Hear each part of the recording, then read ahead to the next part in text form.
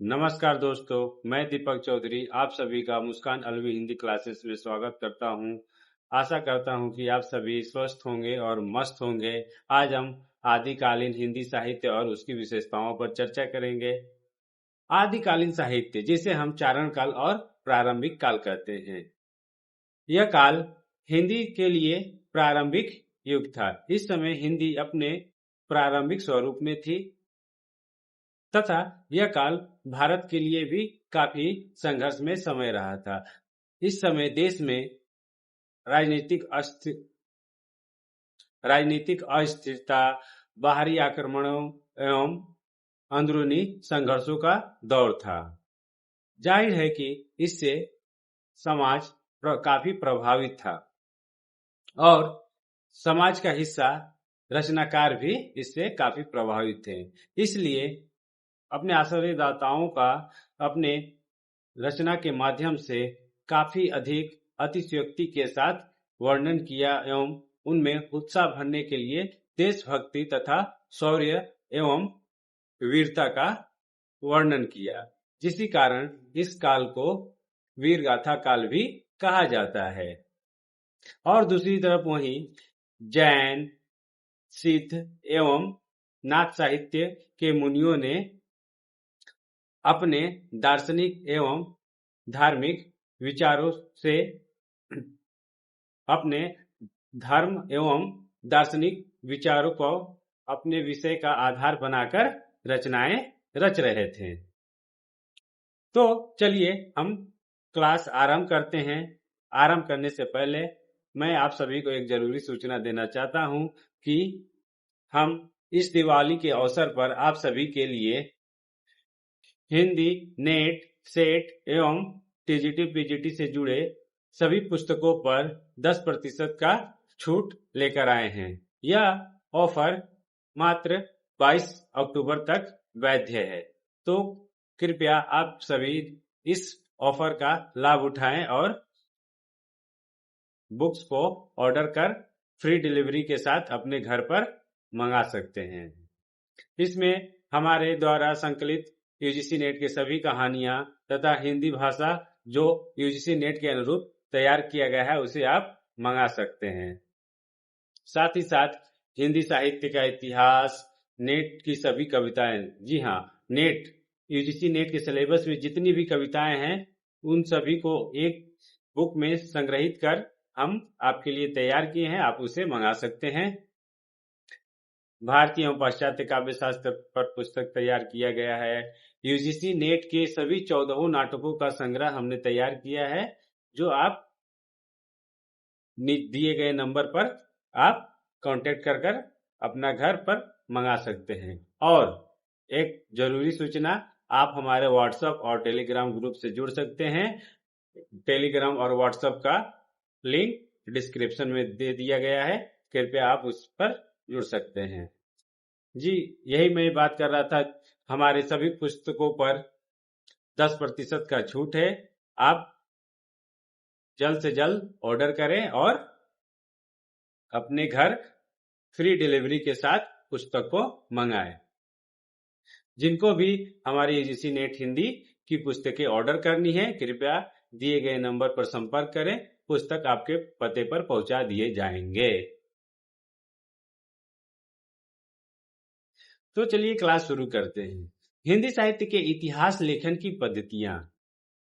जी हाँ, हम किसी भी साहित्य हो, कहानी हो, नाटक हो, उपन्यास हो, लिखने की एक पद्धति होती है। हम किन किन तथ्यों को आधार मानकर हम रचनाएं कर रहे हैं, या नाटक लिख रहे हैं, उपन्यास लिख रहे हैं, या फिर इतिहास लिख रहे हैं, सभी का एक आधार होता है जिसे मानकर हम लेख लिखते हैं। तो साहित्य का इतिहास लेखन कई दृष्टिकोणों और पद्धतियों पर आधारित है।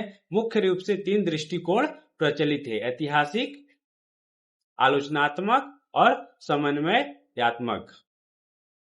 जी हाँ, ऐतिहासिक दृष्टि से साहित्य को कला जी हाँ, ऐतिहासिक दृष्टि से साहित्य को कालक्रमानुसार व्यवस्थित किया जाता है और उस समय की सामाजिक, धार्मिक, राजनीतिक और सांस्कृतिक परिस्थितियों का विवेचन किया जाता है। आलोचनात्मक दृष्टिकोण में रचनाओं की भाषा, शैली, छंद, अलंकार, रस और भावनात्मक संरचना का गहन अध्ययन किया जाता है। साथ ही साथ समन्वयात्मक दृष्टिकोण ऐतिहासिक और आलोचनात्मक दृष्टिकोण का मिश्रण है, जो साहित्य की समग्र समझ को विकसित करता है और हमें प्रदान करता है।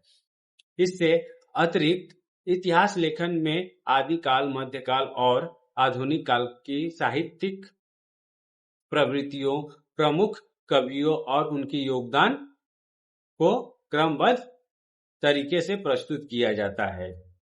इस पद्धति से न केवल कवियों और रचनाओं का परिचय मिलता है, बल्कि उस कालखंड के समाज और सांस्कृतिक संदर्भ की गहरी समझ भी हमें मिलती है।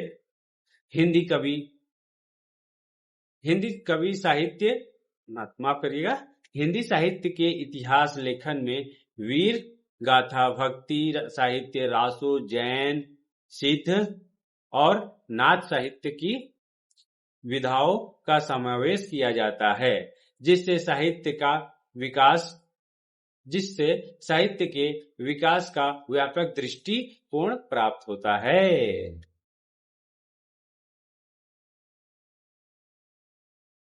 आदिकाल का पृष्ठभूमि। तो हाँ, सबसे पहले हमें जिस युग के या फिर किसी पुस्तक को जानना है तो सबसे पहले हम क्या करेंगे? लेखक को पढ़ेंगे। उसी प्रकार अगर हमें किसी युग को जानना है तो हमें सबसे पहले उस समय की परिस्थितियों को जानना पड़ेगा। उस समय की राजनीतिक परिस्थिति क्या थी, उस समय की सांस्कृतिक परिस्थिति क्या थी, उस समय के आर्थिक परिस्थितियां क्या थी। तो आदिकालीन समाज मुख्यतः राजपूत, ग्रामीण और स्थानीय प्रशासन से संचालित था। सामाजिक संरचना में जाति, धर्म और वीरता की परंपरा महत्वपूर्ण थी। सामाजिक संरचना में धर्म, जाति और वीरता की परंपरा काफी महत्वपूर्ण थी। इस काल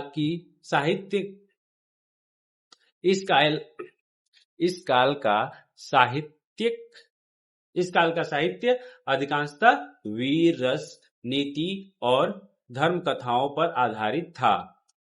लोक जीवन, राजा प्रजा संबंध, धार्मिक अनुष्ठान और वीरता के आदर्श कवियों की रचनाओं में स्पष्ट रूप से देखने को मिलता है। समाज में महिलाओं, साधुओं और नायकों का चरित्र था तथा उनके जीवन के मूल्यों का चित्रण भी साहित्य में मिलता है।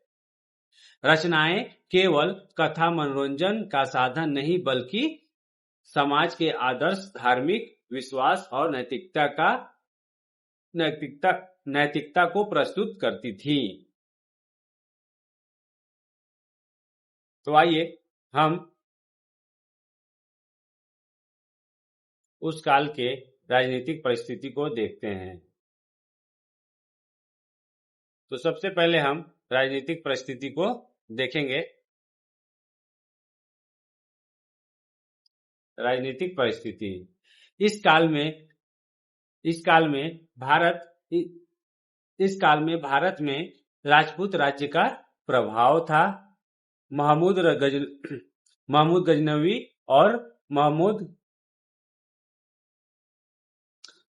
गजनवी और मोहम्मद गोरी के आक्रमणों से देश में राजनीतिक अस्थिरता बढ़ी थी। उत्तर भारत में कई छोटे राज्य बने, जिनके बीच आपसी युद्ध होते रहते थे। वीरता, पराक्रम, स्वामी भक्ति को समाज में सर्वोच्च गुण माना जाता था।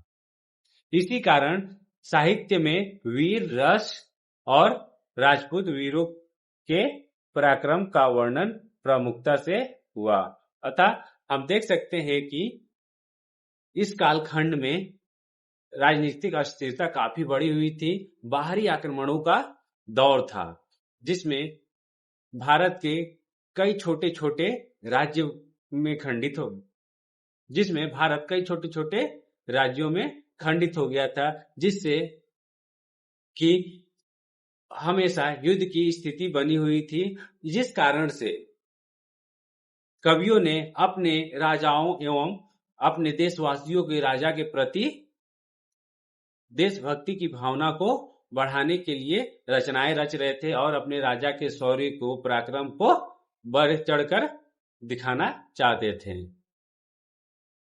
आइए हम सामाजिक परिस्थिति को समझते हैं। उस काल की सामाजिक परिस्थिति समाज जाति व्यवस्था पर आधारित था। आदिकाल के समय समाज जाति व्यवस्था पर आधारित था। ब्राह्मण, क्षत्रिय, वैश्य और शूद्र आदि वर्ग स्पष्ट रूप से विभाजित थे। क्या था? आदिकाल के समय समाज क्या था? जाति व्यवस्था पर आधारित था। इसमें ब्राह्मण, क्षत्रिय, वैश्य, शूद्र वर्ग स्पष्ट रूप से विभाजित थे। नारी की स्थिति सीमित थी। उन्हें मुख्यतः गृहस्थ जीवन तक ही सीमित रखा जाता था। उन्हें समाज के अन्य कार्यों में हिस्सा नहीं बनाया जाता था। समाज में धर्म, नीति और मर्यादा का विशेष महत्व था। इस काल में समाज में धर्म, नीति और मर्यादा का काफी अधिक महत्व रहा। वीरता और निष्ठा को सामाजिक आदर्श माना जाता था। इस काल में वीरता और निष्ठा को सामाजिक आदर्श माना जाता। जो जितना बलवान है, समाज उसे अधिक महत्व देता था। ग्रामीण जीवन और कृषि ही समाज का प्रमुख आधार था। तो चलिए अब हम आर्थिक स्थिति को भी समझ लेते हैं। आर्थिक स्थिति इस कालखंड में आर्थिक स्थिति समाज का मुख्य आधार कृषि था। व्यापार और शिल्प कला सीमित स्तर पर था। शासक वर्ग संपन्न था, परंतु आम जनता कठिन जीवन व्यतीत कर रही थी। युद्धों और आक्रमणों के कारण आर्थिक अस्थिरता बनी रहती थी। तो चलिए अब हम देखते हैं सांस्कृतिक पृष्ठभूमि। यह काल राजपूत संस्कृति के उत्कर्ष का समय था। युद्ध, सम्मान, निष्ठा, प्रेम और त्याग प्रमुख मूल्य थे। नृत्य, संगीत और मूर्ति कला का विकास हुआ। किलों और मंदिरों में कला का उत्कृष्ट रूप देखा गया, जैसे खजुराहो, दिलवाड़ा, कन्नौज आदि। साहित्य मुख्यतः राजाओं के पराक्रम और युद्ध कथाओं पर आधारित था। साहित्य मुख्यतः राजाओं के पराक्रम और युद्ध कथाओं पर ही आधारित था। राज दरबार में कवियों का सम्मान होता था। वे कवि प्रायः चारण, भाट और जैन संत होते थे। और जो कवि राज दरबारों में रहते थे उनमें से प्रायः चारण, भाट और जैन संत होते थे। तो चलिए हम देखते हैं इस काल के भाषिक पृष्ठभूमि। इस काल के भाषा क्या क्या थे और किन किन भाषाओं में रचनाएं हो रही थी। तो देखते हैं कि इस समय अपभ्रंश से प्राकृत और फिर हिंदी के प्रारंभिक रूप खड़ी बोली, अवधी, ब्रज आदि की जड़ें विकसित हो रही थी। प्रमुख भाषा, इस काल की प्रमुख भाषा रूप अवहट, जो हिंदी का सबसे प्राचीन रूप है। क्या है? अवहट हिंदी की सबसे प्राचीन रूप है। इस काल की लेखन शैली में वीर, रस, श्रृंगार और भक्ति के बीच मिलते हैं।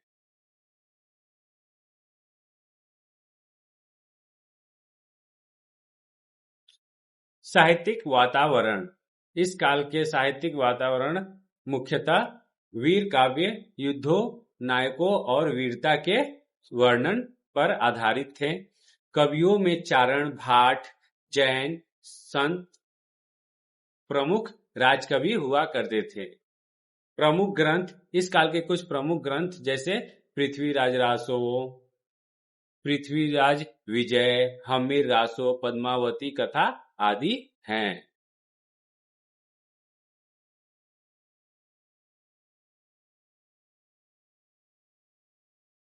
हिंदी साहित्य के आदिकाल और आदिकाल की विशेषताएं। हिंदी साहित्य आदिकाल और उसकी विशेषताएं। आदिकाल का समय, जी हाँ, आदिकाल का समय, यह काल हिंदी साहित्य के प्रारंभिक विकास का युग था। इस दौरान साहित्य की भाषा अपभ्रंश, प्राकृत और प्रारंभिक हिंदी थी। आदिकाल साहित्य का मुख्य उद्देश्य धार्मिक वीरता और लोक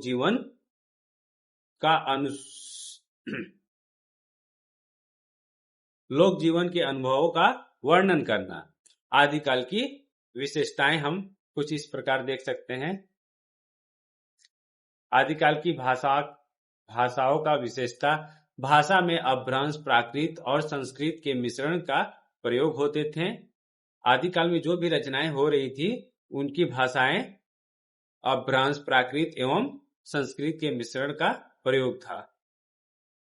सरल, सहज और लोक सुलभ शब्दावली थी, और जो भी रचनाएं हो रही थी काफी सरल, सुलभ और लोक सुलभ रचनाएं, यानी कि आम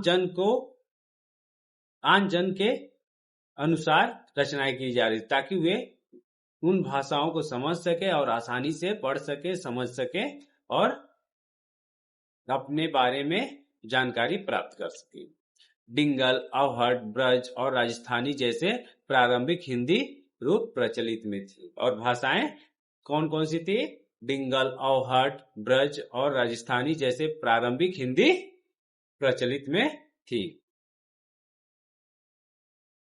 साहित्यिक विषय था, इस काल में जो भी रचनाएं हो रही थी उन सभी साहित्यों का मुख्य विषय था धार्मिक और आध्यात्मिक विषय, जैसे जैन, नाथ और भक्ति परंपरा का प्रभाव हमें साफ साफ आदिकाल की रचनाओं में देखने को मिलता है, और ये काफी महत्वपूर्ण रचनाएं भी रही।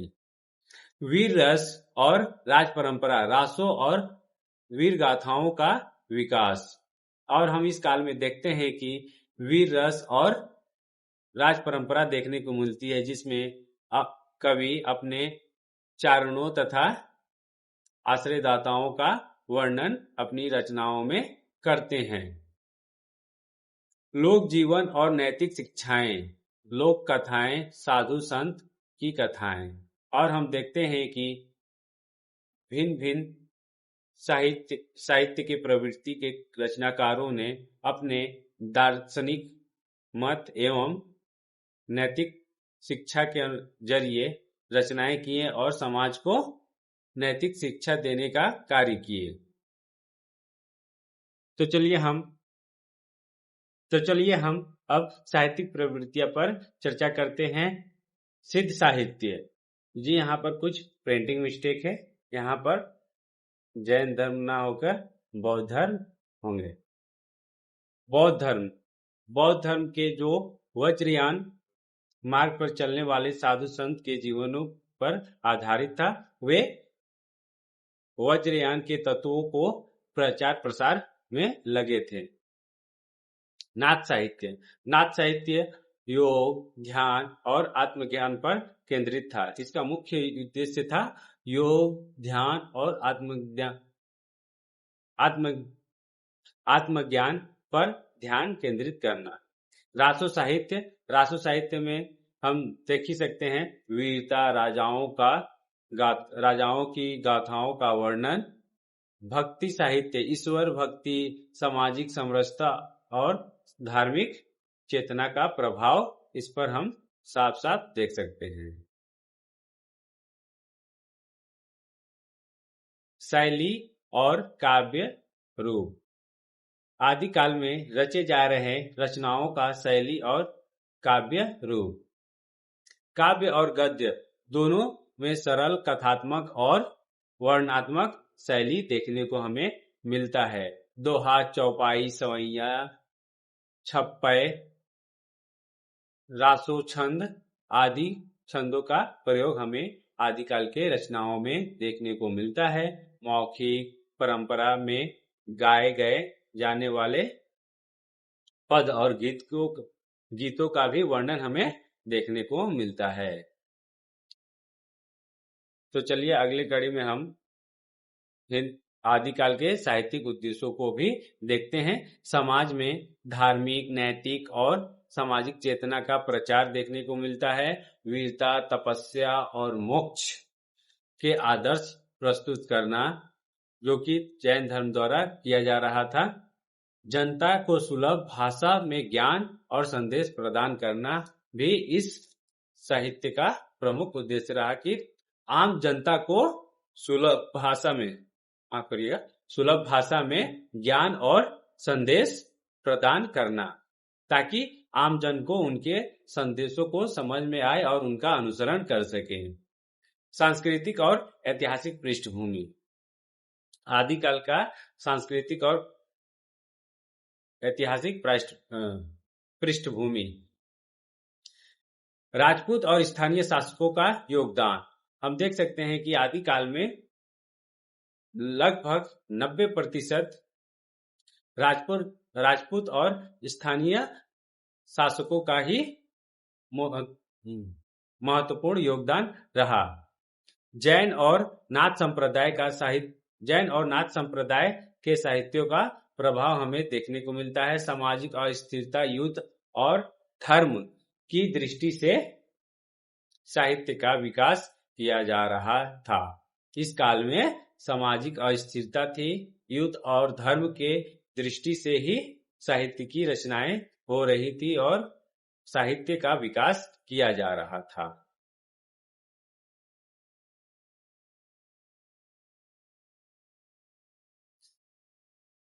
आदिकाल के प्रमुख भाषाई रूप को हम देखते हैं। अवहट, जो हिंदी का पूर्व रूप था। इसका प्रयोग जैन कवियों और आरंभिक रचनाकारों ने किया। उदाहरण जैन कवि पुष्पदंत, हरसेन आदि की रचनाएं। प्रारंभिक हिंदी बोलियां ब्रज, अवधी, राजस्थानी, मारवाड़ी, डिंगल पिंगल और खड़ी बोली के प्रारंभिक रूप विकसित हो रहे थे। वीर गाथा काव्य में विशेषता राजस्थानी डिंगल रूप का प्रयोग किया जा रहा था।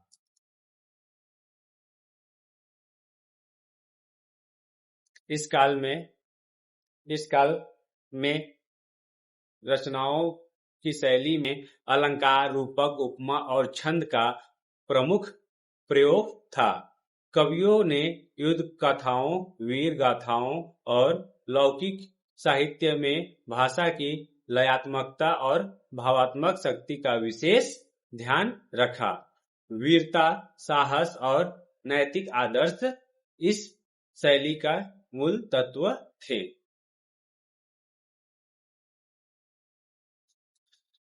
और आदिकाल में प्रयोग किए जाने वाले छंद और अलंकार। प्रचलित छंद था दोहा, चौपाई, सवैया, छप्पय, रासो छंद आदि। अलंकारों में उपमा, रूपक, अनुप्रास, अतिशयोक्ति, यमक का अधिक प्रयोग किया जा रहा था। इस काल के रचना में भावात्मकता से अधिक शौर्य और वर्णनात्मकता पर बल दिया जा रहा था। उदाहरण के लिए चंद्रवरदाई, पृथ्वीराज रासो। जस पाओ पृथ्वीपति, जस सूरज सोई, जस चंद्रमा पाओ, जस गंगा जल होई। यहाँ भाषा में लय, दोहराव और वीर भाव की झलक स्पष्ट देखने को हमें मिलती है। तो चलिए हम आदिकाल के प्रमुख प्रवृत्ति रासो साहित्य के उद्भव पर चर्चा करते हैं।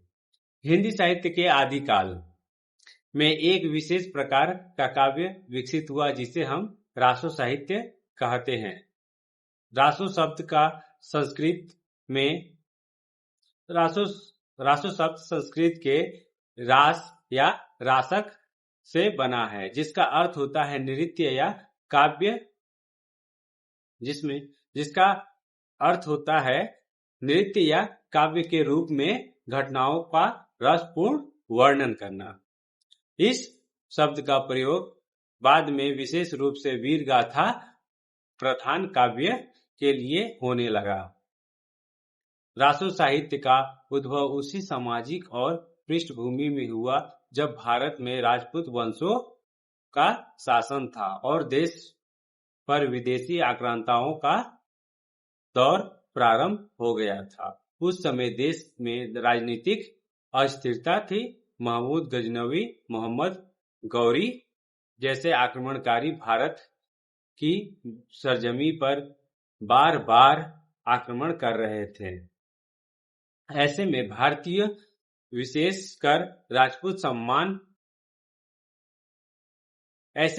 समाज विशेषकर राजपूत समाज ने अपने धर्म, संस्कृति और स्वाभिमान की रक्षा के लिए संघर्ष आरंभ किया। इस संघर्षशील वातावरण में कवियों ने राजाओं और वीरों की गाथाएं गाकर जनता में देशभक्ति और उत्साह की भावना उत्पन्न करने की कोशिशें की। यही परिस्थितियां रासो साहित्य को जन्म देने का कार्य करती हैं। रासो साहित्य का मूल उद्देश्य वीरों के पराक्रम, शौर्य, त्याग और दानशीलता का गौरव गान करना था। यह काव्य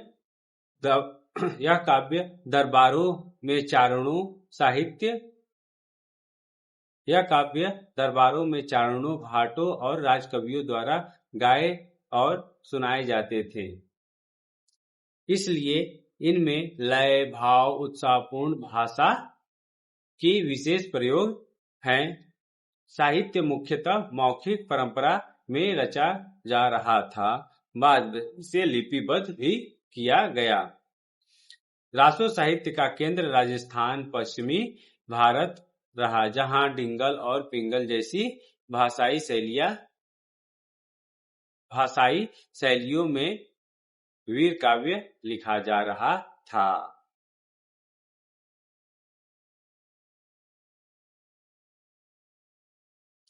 इस परंपरा का प्रथम और सर्वश्रेष्ठ उदाहरण है पृथ्वीराज रासो, जिसके रचयिता माने जाते हैं चंद्रबरदाई। यह ग्रंथ दिल्ली के राजा पृथ्वीराज चौहान के जीवन, युद्धों और पराक्रम का महाकाव्यात्मक वर्णन है। इसके बाद हमीर रासो, जिसके रचयिता हैं जोगी दास, खुमाण रासो, जिसके रचयिता हैं दलपति विजय, सोनगिरी रासो, देवपाल रासो, राव जसवंत रासो आदि रचनाएं इस परंपरा में पाई जाती हैं। रासो साहित्य में प्रयुक्त भाषा डिंगल और प्रारंभिक राजस्थानी थी, जिसे संस्कृत, अपभ्रंश और देशज शब्दों का मिश्रण देखने को हमें साफ साफ मिल जाता है। इसमें दोहा, चौपाई, सवैया, छप्पय और रासो छंद का प्रयोग किया जा रहा था। रचनाओं में वीर रस की प्रधानता हमें साफ साफ देखने को मिलती है, जबकि श्रृंगार, करुणा और भक्ति रस सहायक रूप में उपस्थित है। इस प्रकार रासो साहित्य का उद्भव केवल एक साहित्यिक घटना नहीं बल्कि राष्ट्रीय चेतना का प्रतीक था। यह युग भारत की वीरता, त्याग और आत्मसम्मान की दस्तावेज है। रासो साहित्य ने न केवल हिंदी भाषा की नींव मजबूत की, बल्कि आने वाले युगों के लिए देशभक्ति और गौरवपूर्ण परंपरा की स्थापना की। रासो साहित्य के भाषा रासो साहित्य की भाषा हिंदी में रासो साहित्य की भाषा हिंदी के प्रारंभिक रूप की प्रतिनिधि है। यह उस समय की लोक भाषा और दरबारी भाषा, विशेष रूप से राजस्थानी डिंगल और पिंगल पर आधारित थी। रासो कवियों ने जिस भाषा में अपनी गाथाएं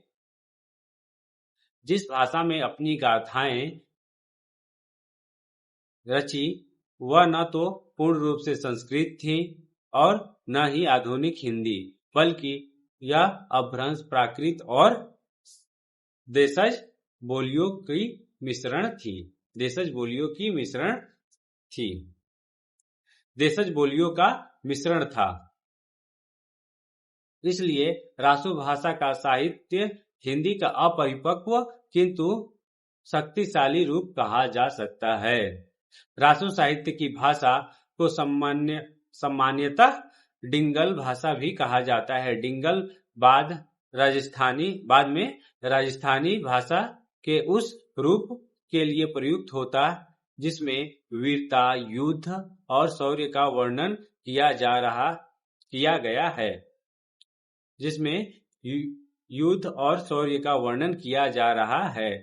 यह भाषा राजपूताना क्षेत्र में बोली जाने वाली भाषा के रूप में विकसित हुई थी।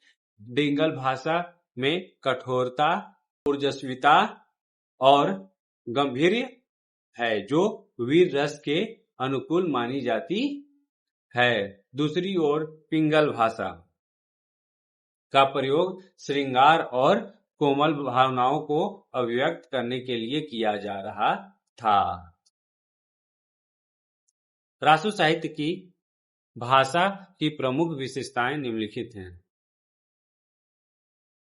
तो चलिए हम रासो साहित्य की भाषाओं की कुछ विशेषताओं को देखते हैं।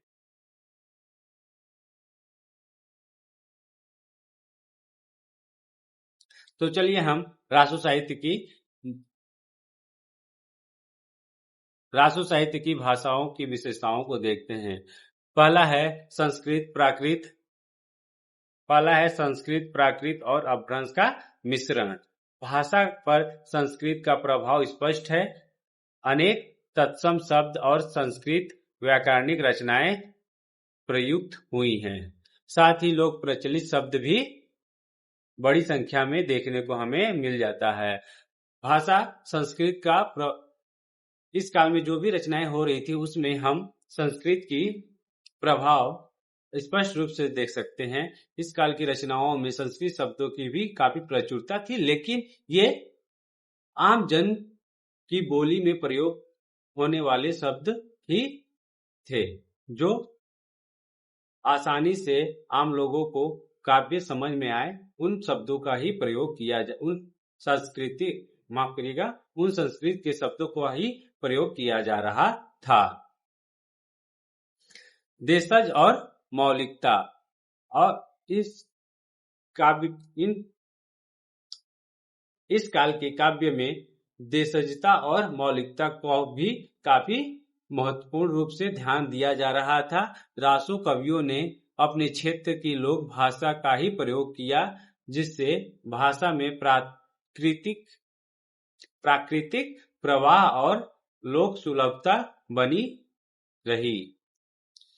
क्या कर रहे थे इस काल में रासो कवियों ने अपने क्षेत्र की ही लोक भाषा में रचनाएं रच रहे थे, जिससे कि उस कविता की प्राकृतिक, यानी कि जिस क्षेत्र में हम रचना कर रहे हैं, जिस क्षेत्र के बारे में लिख रहे हैं, अगर हम उस भाषा में लिखें तो लोग बहुत अधिक संख्या में उस रचना से जुड़ सकते हैं, अपने आप को आत्मसात कर सकते हैं। अगर हम वही किसी अन्य भाषा में लिखते हैं तो न लोग समझेंगे और न ही उससे अपने आप को आत्मसात कर पाएंगे। इसलिए रासो कवियों ने अपनी रचनाओं को क्षेत्रीय भाषा में ही रच रहे थे। लयात्मकता और संगीतात्मकता इस काल की कवियों को इस काल की रचनाओं में देखने को मिलता है। रासो काव्य गाया जाता था। रासो काव्य क्या होता था? इसे गाया जाता था। इसलिए भाषा में लय, तुकांत, ध्वन्यात्मक शब्दों का प्रयोग हुआ है, जिससे भावों की तीव्रता बढ़ जाती है, कठोरता और ऊर्जस्विता देखने को मिलती है। वीर गाथा विषयक काव्य होने के कारण भाषा में बलिष्ठ शब्दावली, संघर्षात्मक ध्वनि और शौर्यपूर्ण लय देखने को हमें मिलता है। वाक्य रचना में अपूर्णता परंतु प्रभावशीलता भी देखने को मिलती है।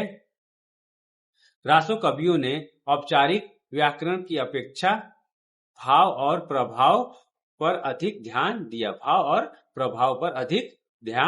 दिया।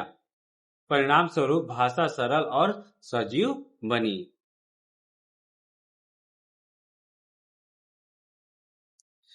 अलंकार का भी काफी प्रयोग किया गया रासो साहित्य में।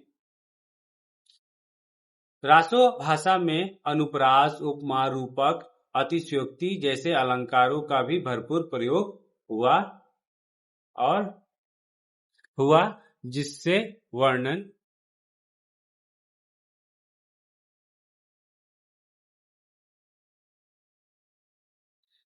वर्णन अधिक प्रभावशाली, जिससे क्या होता था, वो इन रचनाओं का रासो साहित्य की शैली वीर गाथात्मक शैली देखने को मिलता है, जिसमें रासो साहित्य की प्रमुख विशेषता वीर गाथात्मक शैली है। कवि अपने आश्रयदाताओं और वीरों के पराक्रम, युद्ध कौशल, दानशीलता और त्याग का अत्यंत प्रभावशाली वर्णन करते थे। दूसरा शैली है प्रशस्तिपरक शैली। रासो कवि प्राय अपने पालक या राजा के गौरवगान के लिए काव्य रचते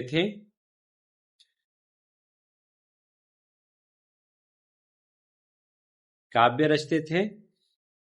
इस शैली में नायक की प्रशंसा की जाती थी और उनकी प्रशंसा किस अतिशयोक्ति अलंकार का प्रयोग करके उनकी प्रशंसा की जा रही थी। राजाओं को प्राय देवता के समान दिखाया जा रहा था। यह शैली दरबारी काव्य परंपरा से जुड़ी हुई थी। तीसरा है कथात्मक शैली। रासो साहित्य में कथा का बड़ा महत्व है। कवि घटनाओं को क्रमबद्ध ढंग से प्रस्तुत करते थे। कवि क्या करते थे? घटनाओं को क्रमबद्ध ढंग से प्रस्तुत करते थे, जैसे युद्ध का प्रारंभ, संघर्ष और विजय का वर्णन। इस शैली में घटनात्मक और नाटकीयता दोनों का ही संगम हमें देखने को मिलता है। उदाहरण के तौर पे हमीर रासो में हमीर देव के संघर्षों का वर्णन कथा शैली में किया गया है। चौथा है लयात्मक और गेय शैली। रासो साहित्य मौखिक परंपरा से जुड़ा हुआ था। इसमें कवि दरबारों में गाकर कविताओं को क्या करते थे? गाकर प्रस्तुत करते थे। इसलिए इन काव्यों में लयात्मकता और गेय शैली देखने को हमें मिलती है। पांचवा है अलंकारिक और भावनात्मक शैली। रासो कवियों ने वर्णन को प्रभावशाली बनाने के लिए काफी अधिक अलंकारों का प्रयोग किया, जिसमें उपमा, रूपक, अनुप्रास, अतिशयोक्ति के माध्यम से नायक के गुणों का वर्णन कर रहे थे। वर्णनात्मक शैली। रासो साहित्य में युद्ध रणभूमि, वीरों के वेश भूषा, हथियार, घोड़ों और दुर्गों का अत्यंत सजीव वर्णन हमें देखने को मिलता है। और सातवां है मौखिक और लोक प्रधान शैली। इस शैली के माध्यम से रासो साहित्य मूलतः लोक जीवन से जुड़ा था, इसलिए इसकी शैली सरल, लय, पुनरावृत्ति और लोक का लोकोक्तियों का प्रयोग देखने को हमें साफ साफ मिलता है। रासो साहित्य में प्रमुख कवियों में सबसे ऊपर नाम आता है चंद्रबरदाई जी। चंद्रबरदाई जी का जन्म लगभग संवत 1200 के आसपास राजस्थान के जालौर में हुआ था। उनके पिता का नाम पृथ्वी बताया जाता है। जाति से चारण यानी भाट थे, जो उस समय राजाओं के वीर गाथाएं गाने और लिखने का कार्य करते थे। राजश्रय और जीवन शैली। चंद्रबरदाई दिल्ली के राजा पृथ्वीराज चौहान के दरबारी साथी और कवि थे। वे केवल कवि नहीं बल्कि राजनीति, युद्ध कला और कूटनीति में भी निपुण थे। उन्होंने अपने नायक पृथ्वीराज चौहान के साथ युद्धों में भाग लिया और उनके अभिन्न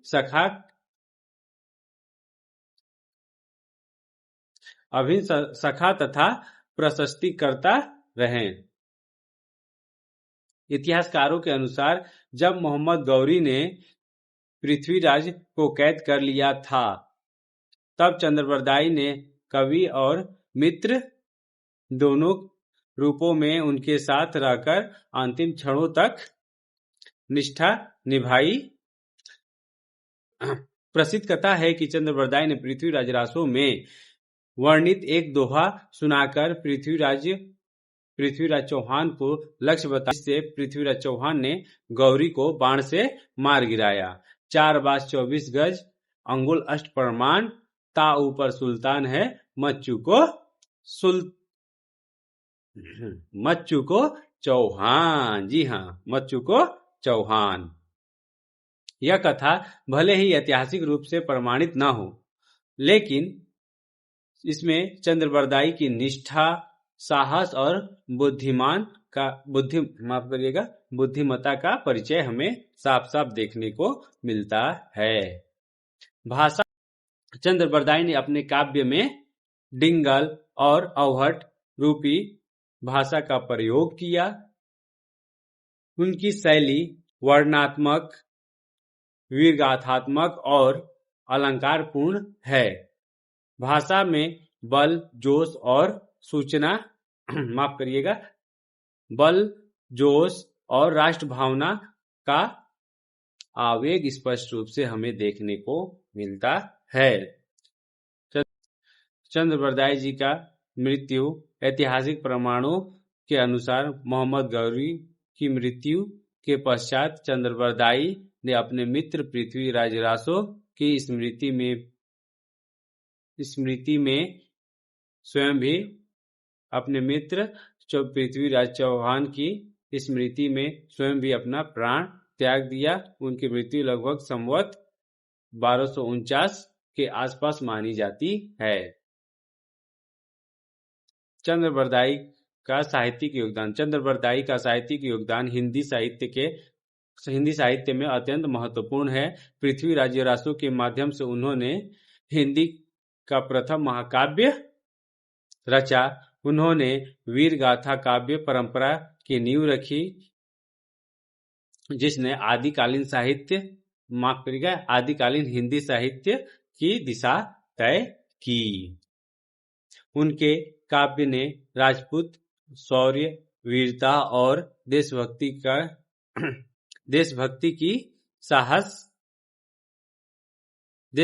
की साहित्य को अमर किया। भाषा, छंद और शैली के प्रयोग से उन्होंने हिंदी भाषा के विकास में योगदान दिया, विशेषकर डिंगल और अवहट भाषा के माध्यम से। उन्होंने केवल युद्ध और वीरता का वर्णन नहीं बल्कि राजनीतिक, सामाजिक और सांस्कृतिक परिवेश का भी सजीव वर्णन किया।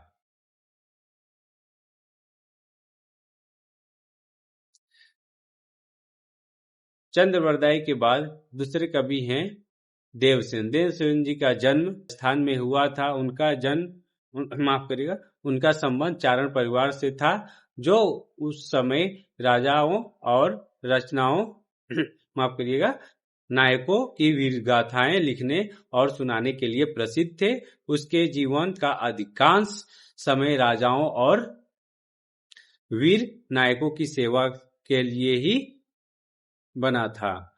राजश्रय और जीवन। देवसेन ने अपने समय में विभिन्न राजाओं के दरबारों में कवि और नायकों के रूप में कवि और गायक के रूप में कार्य किया। वे मुख्यतः राजपूत शूरवीरों और उनके युद्धों का महाकाव्यात्मक वर्णन करते थे। उनकी रचनाएं न केवल वीरता का गौरवगान करती हैं बल्कि धार्मिक, नैतिक और सामाजिक संदेश भी देती हैं। मुख्य रचनाएं। देवसेन की रचनाओं में वीरता प्रधान रासो साहित्य शामिल है। उनकी कुछ प्रमुख काव्य रचनाएं हैं। देवसेन रासो राजपूत योद्धाओं के युद्ध और शौर्य का वर्णन हमें इस रचना में देखने को मिलती है। भैरव रासो धार्मिक और वीरता आधारित कथाओं का संयोजन हमें इस रचना में देखने को मिलता है। उनकी रचनाओं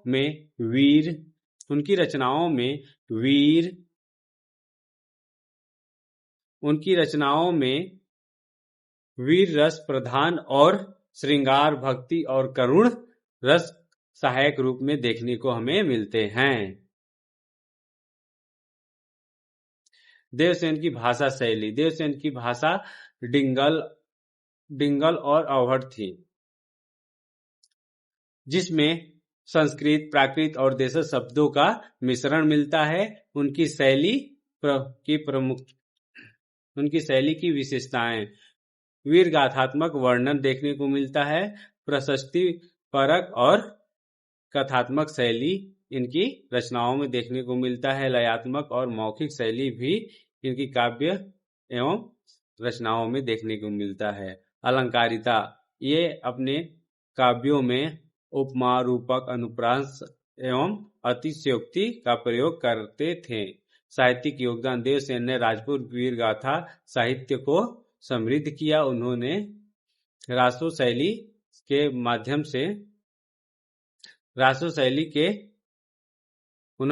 रासो शैली में महाकाव्य लिखकर हिंदी साहित्य की धारा मजबूत की। उनकी रचनाएं भाषा, शैली और वीर रस के लिए आदर्श मानी जाती हैं। देवसेन का कार्य हिंदी साहित्य के आदिकाल में महत्वपूर्ण सांस्कृतिक एवं ऐतिहासिक दस्तावेज के रूप में देखा जाता है।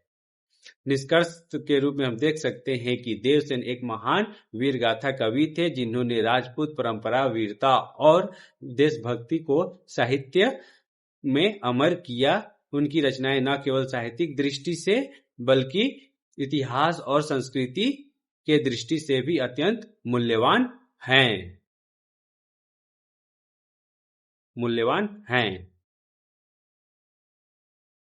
इसी कड़ी में अगले कवि हेमचंद्र जी हैं, जिनका जन्म 1880 संवत के आसपास गुजरात के पाटण में हुआ था। उनका परिवार जैन धर्म के अनुयायी थे।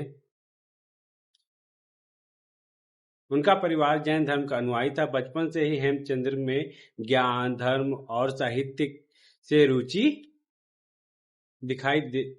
में रुचि दिखाई दी। उन्होंने संस्कृत और प्राकृत में शिक्षा ग्रहण की और शास्त्रों का गहन अध्ययन किया। उनकी शिक्षा और अध्ययन।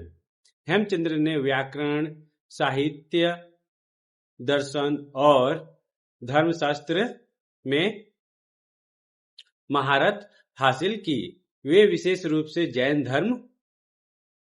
धर्मों की प्राचीन साहित्य के ज्ञाता थे।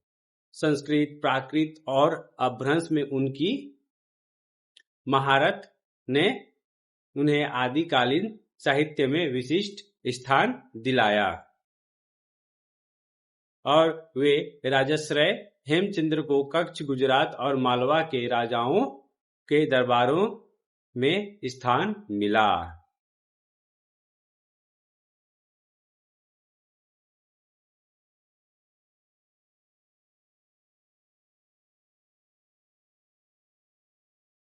वे जैन राजाओं के राजकाज दो राजका वे जैन राजाओं और राजकाज दोनों के परामर्शदाता थे।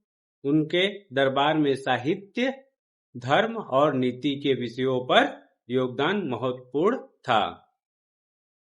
उनके दरबार में साहित्य, धर्म और नीति के विषयों में योगदान काफी महत्वपूर्ण रहा। हेमचंद्र का साहित्यिक योगदान। हेमचंद्र ने जैन धर्म ग्रंथों के साथ साथ हिंदी और अपभ्रंश साहित्य में भी महत्वपूर्ण योगदान दिया। उनके प्रमुख योगदान कुछ इस प्रकार हैं। भाषा और व्याकरण। हेमचंद्र ने अपभ्रंश और प्राकृत व्याकरण का व्यवस्थित अध्ययन किया और उसे ग्रंथों में संकलित किया। उनकी कार्य हिंदी भाषा के विकास उनका कार्य हिंदी भाषा के विकास में आधार माना जाता है। उनका कार्य हिंदी भाषा के विकास में आधार माना जाता है। काव्य और रचनाएं। उन्होंने वीर गाथा और रासो साहित्य में योगदान दिया। प्रमुख रचनाएं प्रभुवर्धन चरित्र, सूर सिद्धांत, कीर्ति चरित्र, धार्मिक और दार्शनिक साहित्य। हेमचंद्र ने जैन धर्म के सिद्धांतों को सरल और प्रभावशाली रूप में प्रस्तुत किया। उन्होंने धार्मिक ग्रंथों के माध्यम से समाज में नैतिकता और आचार का प्रचार किया। भाषा और शैली। हेमचंद्र की भाषा अपभ्रंश और प्राकृत आधारित थी। शैली सुर संगत, स्पष्ट और अलंकार युक्त थी। रचनाओं में धार्मिक भाव, वीर रस और नैतिक निर्देश का मिश्रण हमें देखने को मिलता है। उनकी शैली में भाषा शुद्धता और साहित्यिक क्षमता को प्रबल किया। उनकी शैली ने भाषा की शुद्धता और साहित्यिक क्षमता को और प्रबल किया। सिद्ध साहित्य।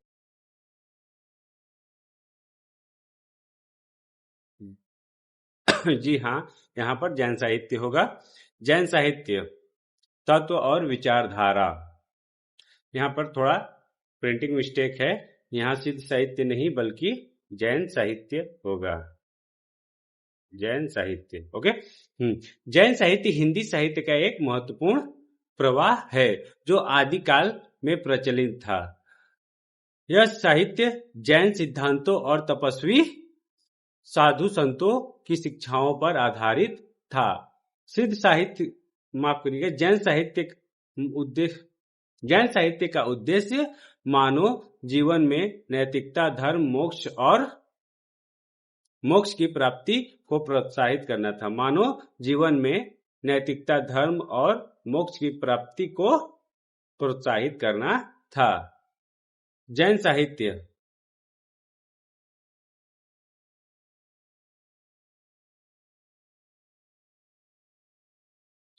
साहित्य का आधार धार्मिक विचार, तपस्या, संयम और आत्म संयम है। साहित्य में जीवन के सत्य कर्म,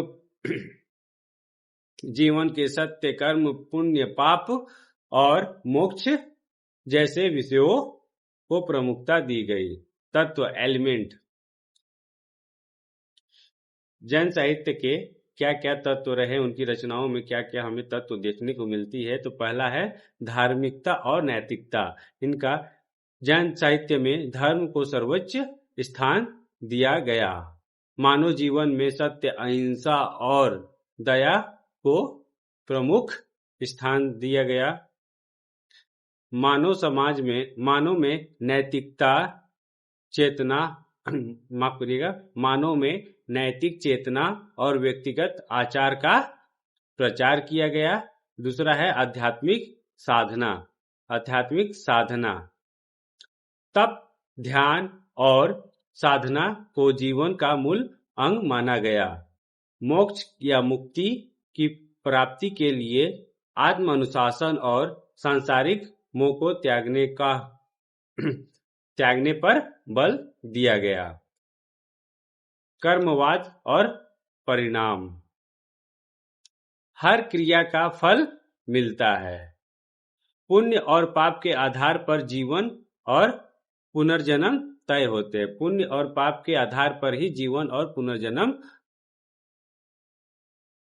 तय होता है।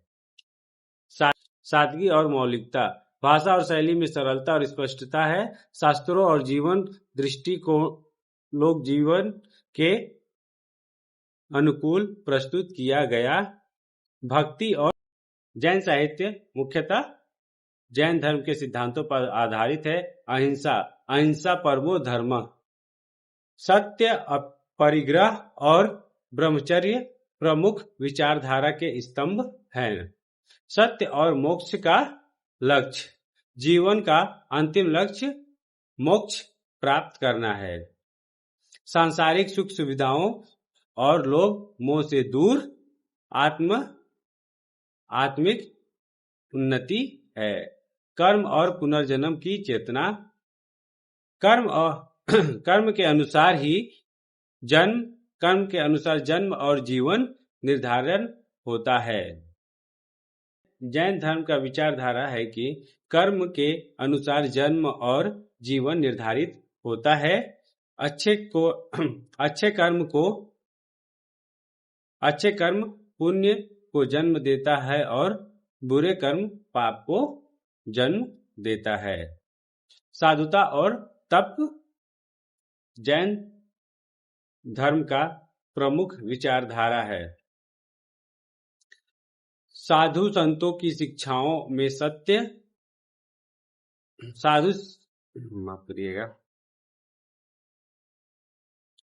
साधु संतों की शिक्षाओं में सत्य, संयम, तप और ध्यान का काफी महत्व है। इनका मानना है कि साधक का जीवन आत्मनियंत्रण और मोक्ष विलासी पर केंद्रित होना चाहिए। समानता और अहिंसा। जैन धर्म में सभी को समान रूप से देखा जाता है और हिंसा का पूर्ण रूप से बहिष्कार किया जाता है। सभी जीवों में समानता और जीवन की पवित्रता का भाव से देखा जाता है। हिंसा और अन्याय के विरुद्ध होते हैं और जैन धर्म में सभी जीवों को समान माना गया है और उनका मानना है कि सभी का जीवन पवित्र होता है। इसलिए जैन धर्म में ना कोई ऊंचा है ना ही कोई नीचा है। साथ ही साथ ये अहिंसा और अन्याय के विरोधी हैं। जैन साहित्य के प्रमुख कवि और रचनाएं। प्रमुख कवि पुष्पदंत की विशेषता जैन धर्म ग्रंथों और वीर गाथाओं के कवि हैं। योगदान जैन साहित्य में इनका योगदान रहा है। पद्मावत, पुष्प प्रभा, चरित्र, धार्मिक और वीर गाथाएं की रचनाएं इन्होंने की। हरसेन जी की विशेषता है वे जैन सिद्धांतों पर आधारित ग्रंथ लिखे। उन्होंने जैन साहित्य में भद्र, कुल चरित्र, सिद्धांत कथाएं लिखी। सामपाल जी ने संवत 1210 जिनकी समय सीमा 1210 से 1270 मानी जाती है। विशेषता वीर गाथा और धार्मिक काव्य में निपुण थे। इनका योगदान जैन साहित्य में सिद्ध चरित्र, साधु संतों और उनके ताप का वर्णन करना था। इसी कड़ी में अगले कवि हैं देवसेन। समय संवत 1880 से 1240। इनकी विशेषता थी कि वीर गाथा और रासो शैली के कवि थे। ये वीर गाथा और रासो शैली के कवि थे। इनका समय सीमा में हमको थोड़ा मिस्टेक लग रहा है, एक बार आप देख लीजिएगा।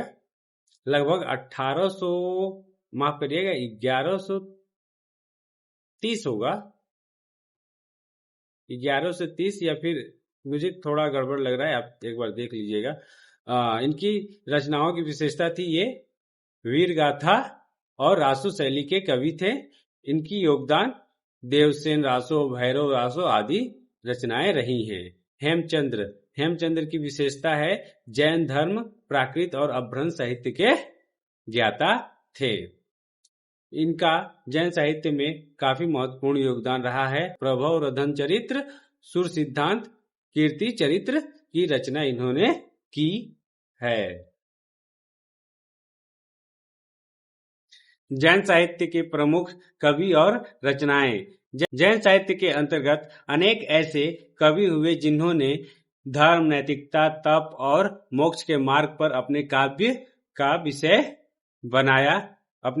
विषय बनाया। इन कवियों ने अपने युग की धार्मिक चेतना और साधु संत परंपरा को साहित्य के माध्यम से जन जन तक पहुंचाया। इस साहित्य के प्रमुख कवि हैं पुष्पदंत, हरसेन, सांबपाल, देवसेन और हेमचंद्र। पुष्पदंत को सिद्ध साहित्य का प्रमुख कवि माना जाता है। उनकी प्रमुख रचनाएं हैं पद्मावत और पुष्पप्रभा चरित्र। इन रचनाओं में जैन धर्म का आदर्श, नैतिकता, साधुता और तपस्या का सुंदर वर्णन हमें देखने को मिलता है। उसकी भाषा अपभ्रंश और प्रारंभिक हिंदी की मिश्रण पर आधारित है, जिसमें सादगी और भक्ति भाव प्रकट होता है। हरसेन दूसरे कवि हैं। हरसेन भी हरसेन भी जैन साहित्य के प्रमुख कवि थे।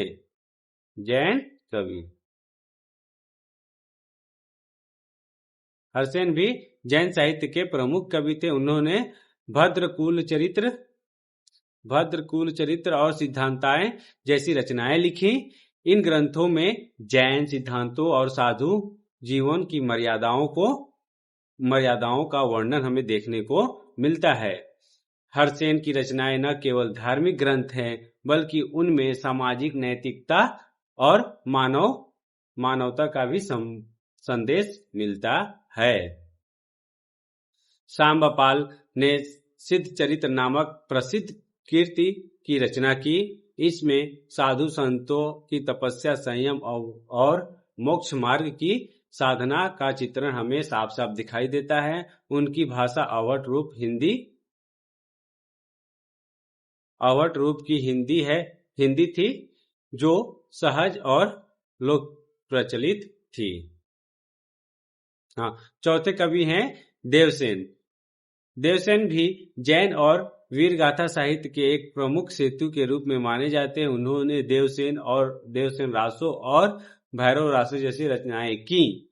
इनमें वीरता, धर्म, आध्यात्मिकता का सुंदर संगम देखने को मिलता है। उनकी भाषा डिंगल और आहट का मेल थी और उनकी शैली में वीर रस की प्रधानता हमें देखने को मिलती है।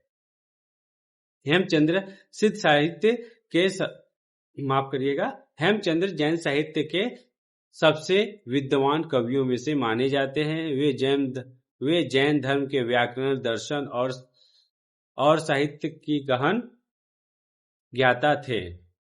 उनकी प्रमुख रचनाएं हैं प्रभव रधन चरित्र, सुर सिद्धांत और कीर्ति चरित्र। इन रचनाओं में उन्हें धर्म, जाति, तप और मोक्ष के आदर्शों को साहित्यिक रूप में प्रस्तुत किया। इन रचनाओं को उन्होंने धर्म, नीति, तप और मोक्ष के आदर्शों को साहित्यिक रूप में प्रस्तुत किया। उनकी भाषा अपभ्रंश पर आधारित थी और शैली गंभीर, तर्कसंगत और दार्शनिक थी। इस प्रकार हम देख सकते हैं कि जैन साहित्य के कवियों ने अपनी रचनाओं में धार्मिकता, नैतिकता, तप, संयम और मोक्ष को प्रमुख स्थान दिया। उनकी रचनाएं न केवल सामाजिक दृष्टि से न केवल साहित्यिक दृष्टि में मूल्यवान है, बल्कि आध्यात्मिक और सांस्कृतिक विरासत के रूप में भी काफी महत्वपूर्ण हैं। इन कवियों की रचनाओं ने आदिकालीन हिंदी साहित्य को गहराई, विस्तार और धार्मिक दृष्टिकोण प्रदान करने में काफी मदद करता है, काफी मदद किया है। इसी कड़ी में हम आगे बढ़ते हुए देखते हैं। अब हम नाथ साहित्य पर चर्चा करेंगे। नाथ साहित्य में गोरखनाथ जी का योगदान देखेंगे। नाथ साहित्य हिंदी साहित्य के आदिकाल का एक महत्वपूर्ण प्रवाह है, जो योग, साधना और रहस्यवाद पर आधारित था। गोरखनाथ का जीवन और शिक्षाएं न केवल धार्मिक दृष्टि से महत्वपूर्ण, बल्कि उन्होंने साहित्य और काव्य परंपरा पर भी काफी गहरा प्रभाव डाला है। गोरखनाथ ने योग, तपस्या और ध्यान के माध्यम से आध्यात्मिक और मानसिक अनुशासन पर जोर दिया। उनके मतानुसार जीवन का उच्चतम लक्ष्य आध्यात्मिक चेतना, उनके अनुसार कि जीवन का उच्चतम लक्ष्य होना चाहिए आध्यात्मिक चेतना और मोक्ष की प्राप्ति पर हमें ज्यादा ध्यान देना चाहिए, और इसके लिए शरीर, मन और बुद्धि का संयम होना अति आवश्यक है। गोरखनाथ ने साधु संतों की परंपरा और योग शास्त्र को सरल, आत्मिक चेतना और मोक्ष और इसके लिए शरीर, मन और बुद्धि का संयम होना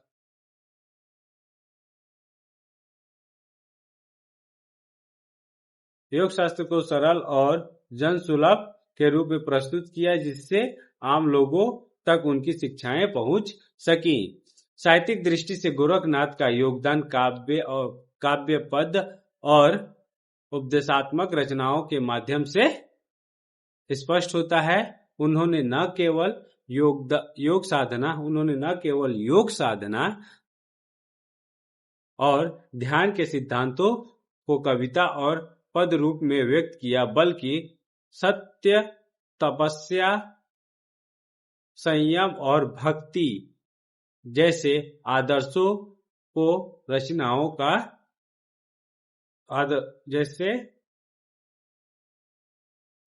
को रचनाओं में स्थान दिया। उनके प्रभाव ने नाथ संप्रदाय के बाद के कवि और संत जैसे चौकर्ण, गोरख, भस्मनाथ और योगी मुनि अपने ग्रंथों और पदों में योग, ध्यान और आत्म साक्षात्कार को प्रमुख विषय बनाकर लिखने लगे। गोरखनाथ ने न केवल साधना दृष्टिकोण से, बल्कि साहित्यिक और सांस्कृतिक दृष्टि से भी नाथ साहित्य को समृद्ध किया। उनकी शिक्षाएं और साहित्यिक रचनाएं वीर रस, भक्ति रस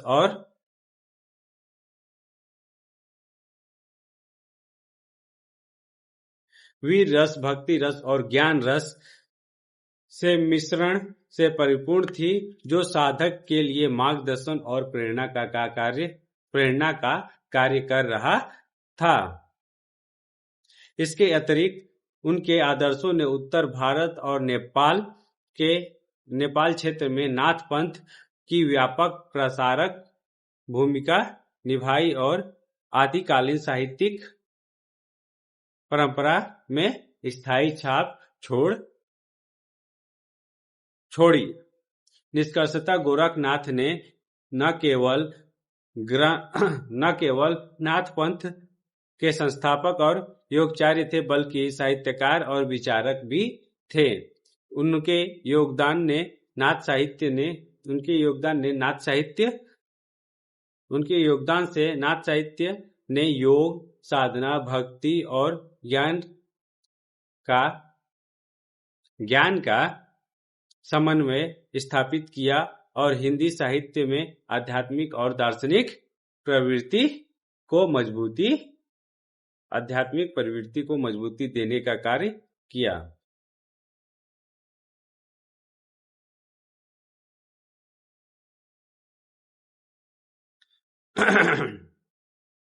नाथ साहित्य की शैली, भाषा शैली और विशेषताएं। भाषा, नाथ साहित्य की भाषा आदिकालीन हिंदी की लोक भाषा और प्राकृत अपभ्रंश मिश्रित शैली पर आधारित थी। इसमें सरल, सहज और जनसुलभ शब्दावली का प्रयोग किया गया ताकि साधक और आम जनता दोनों इसे समझ सके। प्रमुख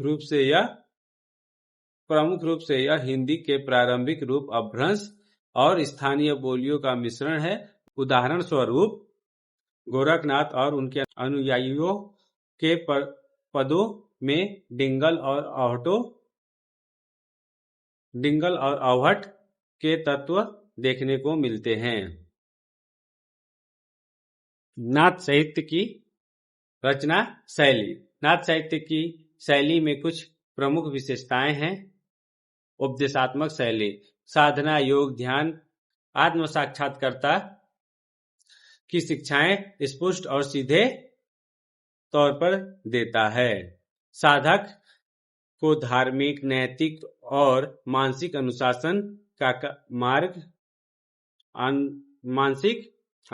का मार्ग दिखाया गया। काव्यात्मक और गेय शैली, नाथ साहित्य के पद संगीत और लक्ष्य के अनुकूल लिखे गए हैं। इन्हें गाकर सुनाना और मौखिक परंपरा से प्रसारित किया गया था।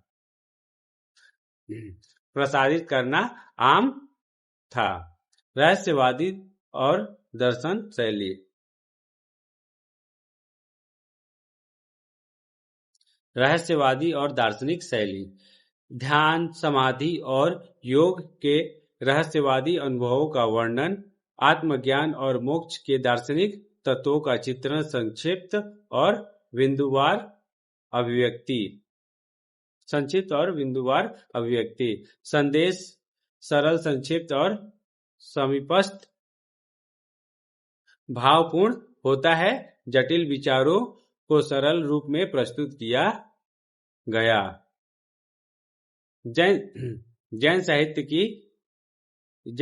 की विशेषताएं, आध्यात्मिकता और शासन, जिसमें नाथ साहित्य जीवन का उच्चतम लक्ष्य योग, ध्यान और मोक्ष है, जो कि हम पढ़ें। व्यक्तिगत अनुशासन और तपस्या, शारीरिक, मन, बुद्धि और शरीर का संयम पर जोर देने का बात कहा है। लोक सुलभता और मौखिक परंपरा, हम देख सकते हैं कि इसमें लोक सुलभता और मौखिक परंपरा काफी है।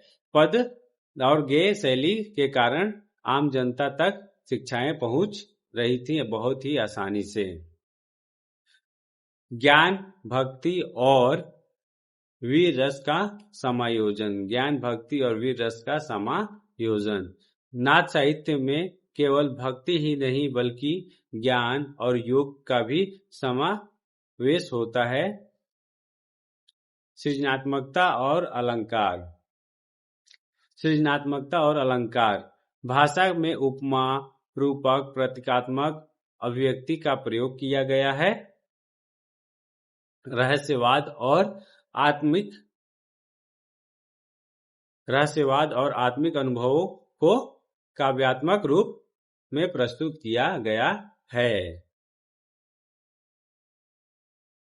तो चलिए अब हम अमीर खुसरो को देखते हैं। अमीर खुसरो की साहित्यिक योगदान एवं उनकी भाषाओं को समझते हैं और वे किस प्रकार की शैली में रचना करते थे। बहुत विद्वानों का मानना है कि वे खड़ी बोली हिंदी के प्रथम कवि।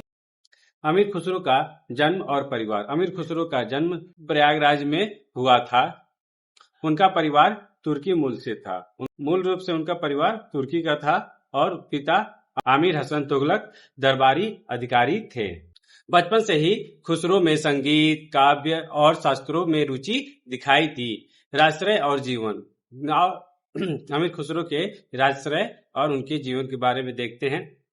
अमीर खुसरो ने अपने जीवन का अधिकांश समय दिल्ली सल्तनत के शासकों के दरबार में बिताया। वे कुतुबुद्दीन ऐबक, इल्तुतमिश, बलबन और खिज्र खां जैसे शासकों के दरबार में दरबारी कवि, संगीतज्ञ और उपदेशक थे। खुसरो ने अपने समय की राजनीतिक, सामाजिक और सांस्कृतिक परिस्थितियों का प्रभाव अपने काव्य और संगीत में स्पष्ट रूप से दर्शाया था। साहित्य और संगीत का योगदान। साहित्य और संगीत में अमीर खुसरो का काफी ही महत्वपूर्ण योगदान रहा। अमीर खुसरो को हिंदी साहित्य और संगीत में विशेष स्थान प्राप्त है। उन्होंने अनेक क्षेत्रों में योगदान दिया। काव्य और कविता। खुसरो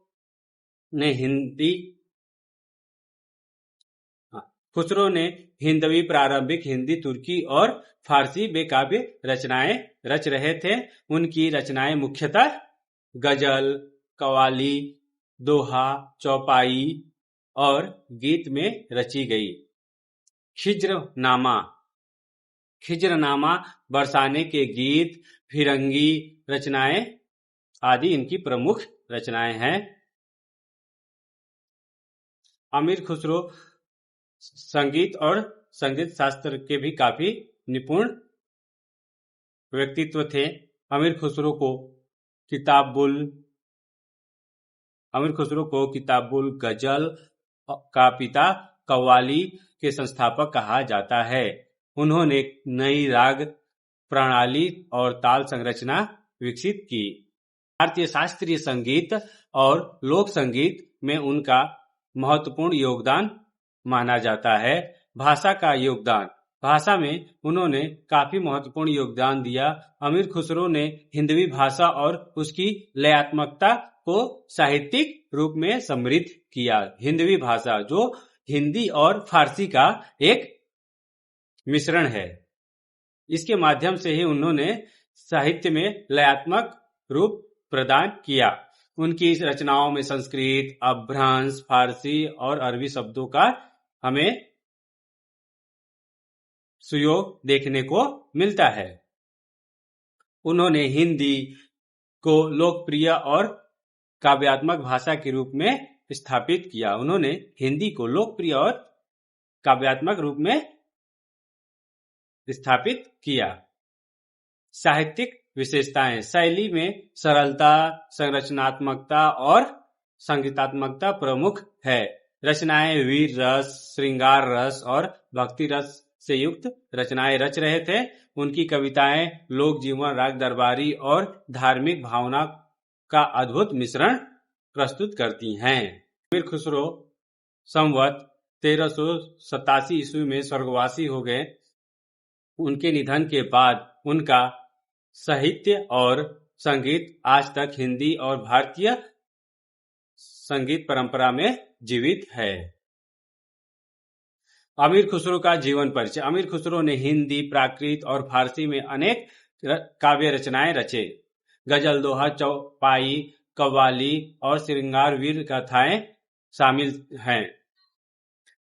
उनकी प्रमुख रचनाओं में खिज्रनामा है, जो दिल्ली सल्तनत के इतिहास पर आधारित काव्यात्मक ग्रंथ है। बरसाने की गीत कृष्ण और राधा के प्रेम और भक्ति पर केंद्रित है, जबकि फिरंगी महल रचनाएं सामाजिक और राजसी जीवन का वर्णन करता है और व्यंग्य प्रधान शैली में करती है। सामाजिक जीवन का वर्णन हास्य और व्यंग्य प्रधान शैली में करती है। खुसरो ने कव्वाली भी रचे, जो भक्ति और प्रेम रस से युक्त गेय रचनाएं हैं और मौखिक परंपरा में अत्यंत लोकप्रिय हुई। इसके अलावा सुल्तान नामे, फरहान नामे में शासकों के गौरव, वीरता का वर्णन और मुरासली छंद और दोहे, जो कि संवत से 1335 के आसपास उन्होंने रचे। सरल, लयात्मक और जीवन सुलभ शैली में सामाजिक, भक्ति और शौर्य विषयक विषय वो प्रस्तुत करते हैं। इन रचनाओं में हिंदवी, फारसी और प्राकृत मिश्रण, संगीतात्मकता, भावपूर्णता और काव्यात्मक लय और विषयों में भक्ति, वीरता, प्रेम, हास्य और सामाजिक जीवन की विविधता देखने को मिलती है, जिससे अमीर खुसरो हिंदी साहित्य और संगीत दोनों में ही अद्वितीय स्थान रखते हैं। इस कड़ी में हमारे अगले कवि हैं विद्यापति। तो चलिए इनके जीवन के बारे में हम पहले समझते हैं कि ये किस काल में जन्म लिए और इनके समय क्या क्या परिस्थितियां थी और ये किस परिस्थितियों से होकर रचनाएं रच रहे थे। तो विद्यापति का जन्म संवत 1380 के आसपास भारत के मिथिला क्षेत्र में हुआ था। वे एक ब्राह्मण परिवार में जन्मे थे और शिक्षा के प्रति अत्यंत उत्साही थे। बचपन से ही उनमें काव्य, संगीत और भक्ति के प्रति रुचि दिखाई दी। राष्ट्र और जीवन। विद्यापति ने अपने जीवन का अधिकांश समय मिथिला के राजाओं और दरबारियों के संरक्षण में बिताया। वे विशेष रूप से राजा नारायण के दरबार में प्रमुख कवि के रूप में विद्यमान थे। उनके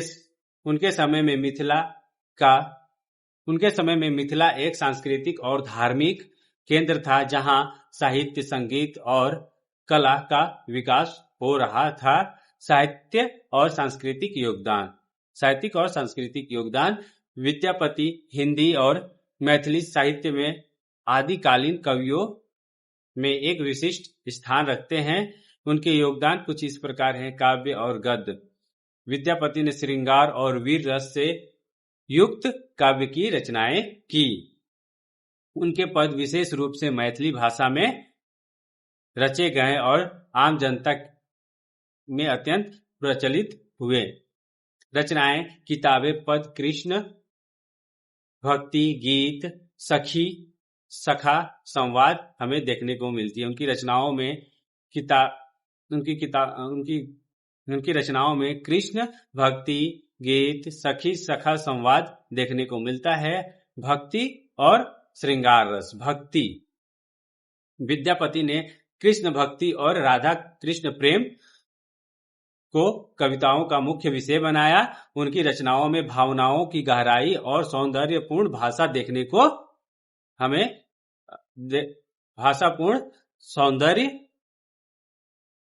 उनकी रचनाओं में भावनाओं की गहराई और सौंदर्यपूर्ण भाषा का अनुपम संगम हमें देखने को मिलता है।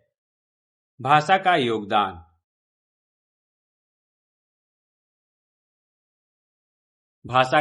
योगदान। मैथिली भाषा और प्रारंभिक हिंदी को साहित्य और काव्यात्मक रूप से समृद्ध किया।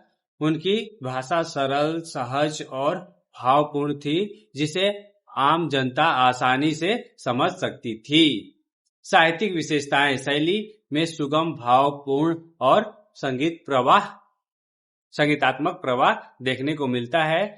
रचनाएं लोकप्रिय और मौखिक परंपराओं में अत्यंत प्रभावशाली थी। इनकी रचनाओं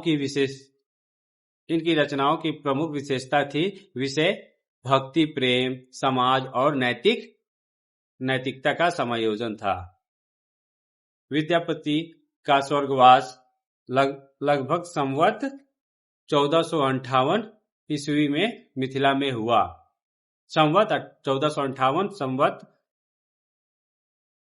विद्यापति स्वर्गवास लगभग संवत 1458 में मिथिला में हुआ। उनके निधन के बाद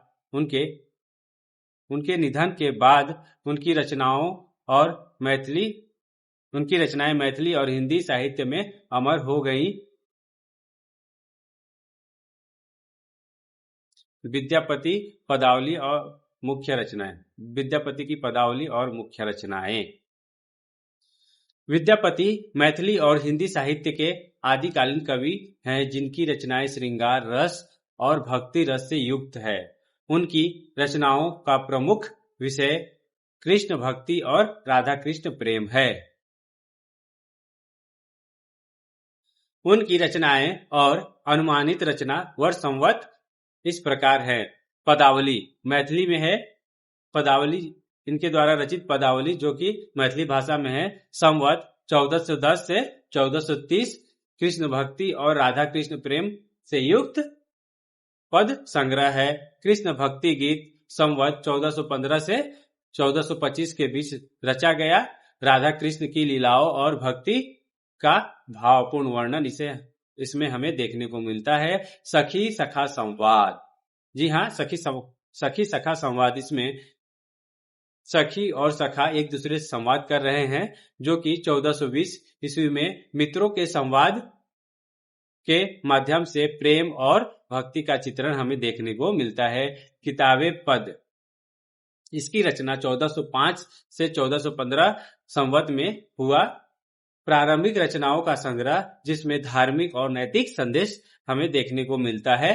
संस्कृत की रचनाएं, संस्कृत काव्य रचनाएं संवत 1410 से 1430 धर्म नीति और भक्ति पर आधारित यह ग्रंथ है। विद्यापति की भाषा सरल सहज और लयात्मक थी और उनकी शैली में भावपूर्ण संगीतात्मक प्रवाह और लोकप्रियता प्रमुख है। इनकी रचनाओं में मैथिली भाषा को साहित्यिक प्रतिष्ठा दी और भक्ति काव्य परंपरा को समृद्ध किया। आदिकाल में रासो साहित्य रचे जा रहे थे, साथ ही साथ धार्मिक ग्रंथ भी रचे जा रहे थे और आदिकाल में इनके साथ धार्मिक रासो साहित्य के साथ साथ लौकिक साहित्य भी रचे जा रहे थे। तो आइए हम लौकिक साहित्य के परिभाषा देखते हैं और इसकी विशेषताओं को देखते हैं तथा इसकी प्रमुख रचनाओं को हम पढ़ते और समझते हैं। लौकिक साहित्य की परिभाषा। लौकिक साहित्य वह साहित्य है जो सामाजिक, राजनीतिक और ऐतिहासिक जीवन से जुड़ी कथाओं, घटनाओं और व्यक्तित्वों का चित्रण करता है। इसका मुख्य उद्देश्य है जनमानस में मनोरंजन, शिक्षा और नैतिक चेतना का प्रचार करना होता है। यह धार्मिक या भक्ति प्रधान नहीं होता, बल्कि इसमें वीरता, साहस, नैतिकता और सामाजिक आदर्श प्रमुख विषय होते हैं। आदिकालीन हिंदी साहित्य में लौकिक साहित्य की रचनाएं मुख्यतः वीर रस और नैतिक शिक्षा पर केंद्रित थी। विशेषताएं। लौकिक साहित्य की प्रमुख विशेषताएं। एक साहित्य वीर रस प्रधान होती थी। इसमें राजाओं, योद्धाओं और नायकों की वीरता, शौर्य और पराक्रम का वर्णन किया जा रहा था। उद्देश्य पाठकों में साहस और देशभक्ति की भावना को जगाना था। नैतिक और सामाजिक शिक्षा देना। लौकिक साहित्य का एक महत्वपूर्ण उद्देश्य यह भी था कि वे नैतिक और समाज में नैतिक शिक्षाओं को बढ़ाएं, धार्मिक न्याय और अनुशासन पर भी अधिक बल दें। कथात्मक और वर्णनात्मक शैली। रचनाएं कथात्मक और वर्णनात्मक शैली। रचनाएं कथात्मक और वर्णनात्मक दोनों शैली में हमें देखने को मिलती थी। रचनाएं कथानक, घटना, चरित्र और वीर काव्य रूप में देखने को मिलती हैं। शैली सरल और लोक सुलभ होती थी जिससे आम जनता इसे समझ सके। भाषा और संवाद छंद। भाषा। इस साहित्य का भाषा सरल। यह साहित्य लोक कथा, रासो रचनाएं आदि के रूप में मौखिक रूप मौखिक परंपरा से प्रचलित थी, मौखिक परंपरा में प्रचलित थी। आम जनता और दरबार दोनों में समान रूप में प्रिय था। आदिकालीन साहित्य में लौकिक साहित्य का महत्वपूर्ण स्थान था। लौकिक साहित्य का महत्वपूर्ण स्थान था। यह साहित्य मुख्यतः सामाजिक, राजनीतिक और सांस्कृतिक जीवनों के अनुभवों को दर्शाता है और इसमें वीर रस और नैतिकता का विशेष महत्व होता है। लौकिक साहित्य का उद्देश्य केवल मनोरंजन नहीं बल्कि जनमानस के साहस, आदर्श और नैतिक मूल्यों को भी मूल्यों का प्रचार करना भी था। वीर रस लौकिक साहित्य में वीर रस प्रमुख भाव था। इसमें राजाओं, योद्धाओं और नायक के शौर्य, पराक्रम और युद्ध कौशल का चित्रण किया जाता था। रासो चरित्र, वीर गाथाएं और महाकाव्य इस शैली के उदाहरण हैं। वीर रस का उद्देश्य साहस, कर्तव्य परायणता और देशभक्ति के आदर्श प्रस्तुत करना था।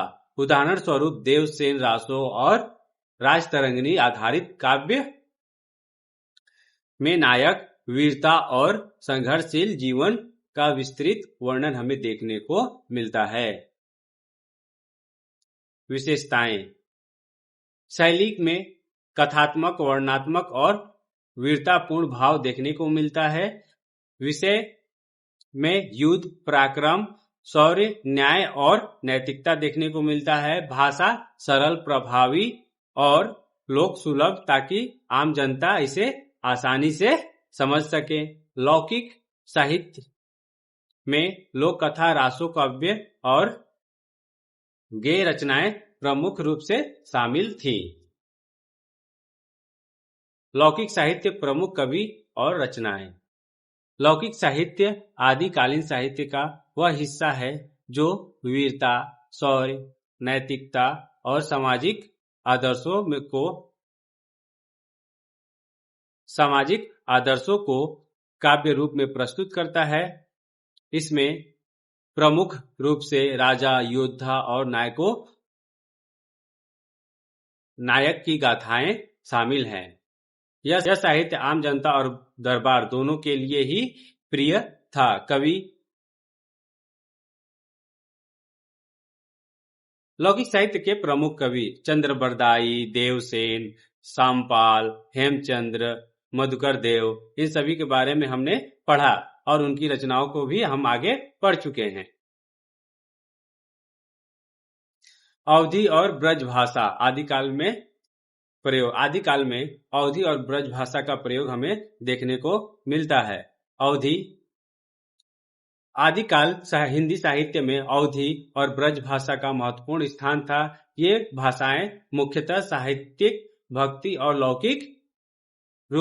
लौकिक काव्य में प्रचलित थी और जनता तथा दरबार दोनों में प्रिय थी। अवधी भाषा का हम परिचय देखते हैं। अवधी भाषा मुख्यतः उत्तर प्रदेश और मध्य भारत के कुछ क्षेत्रों में बोली जाती थी और आज भी बोली जाती है। यह प्रारंभिक हिंदी और अपभ्रंश का मिश्रण थी। अवधी भाषा क्या थी? प्रारंभिक हिंदी और अपभ्रंश की मिश्रण थी। आदिकाल में प्रयोग मुख्य रूप से भक्ति साहित्य के रूप में प्रयुक्त होती थी।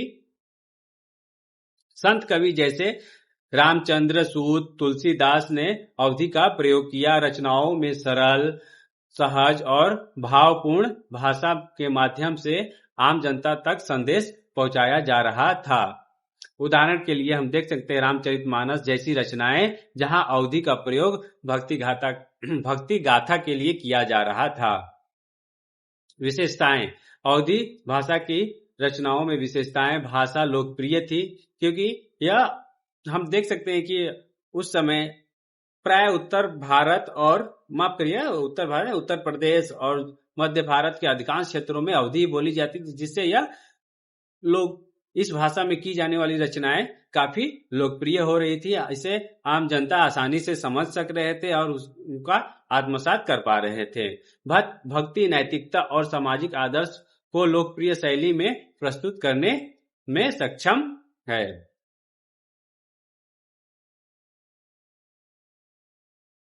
अब हम ब्रज भाषा का तो चलिए अब हम ब्रज भाषा को देखते हैं, उसका परिचय देखते हैं और कहां कहां यह प्रयोग किया जा रहा था और इसकी विशेषताओं को भी पढ़ते हैं। ब्रज भाषा मुख्यतः उत्तर भारत के ब्रज क्षेत्र यानी कि आगरा, मथुरा, वृंदावन में बोली जाती थी। यह भाषा हिंदवी और अपभ्रंश का मिश्रण है। क्या है यह ब्रज भाषा? हिंदवी और अपभ्रंश का मिश्रण है, जिसमें सुगम और लयात्मकता का रूप देखने को मिलता है। जिसमें सुगम और लयात्मक रूप था। आदिकाल में प्रयोग विशेषकर भक्ति और श्रृंगार रस की रचनाओं में प्रयुक्त होती हैं। संत कवि जैसे सूरदास, मीराबाई ने ब्रज भाषा के कृष्ण भक्ति और प्रेम रस प्रस्तुत किया।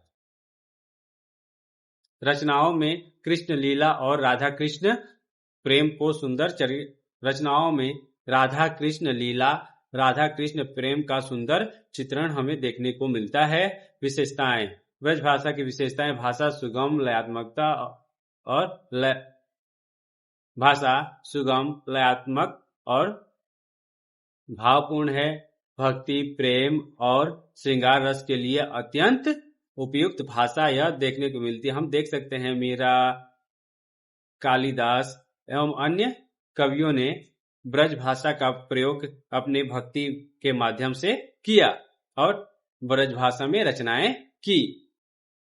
गीत और भजन के माध्यम से आम जनता में काफी यह लोकप्रिय रहा।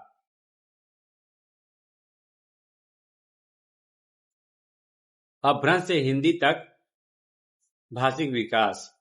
हिंदी का अपभ्रंश से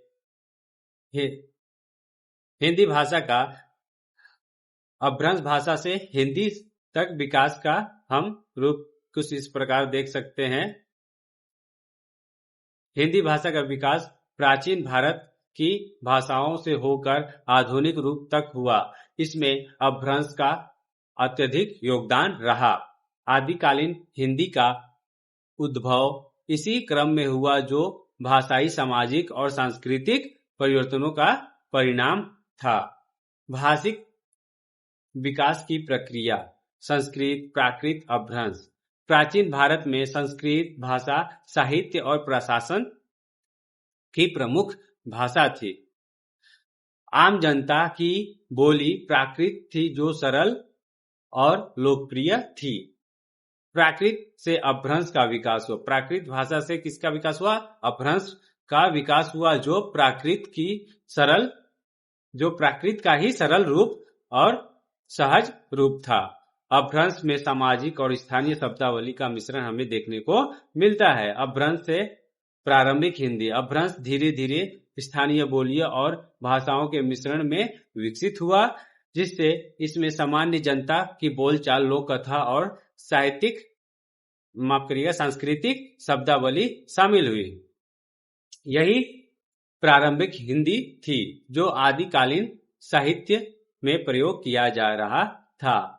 प्रारंभिक हिंदी अवधी, ब्रज, डिंगल और अवहट।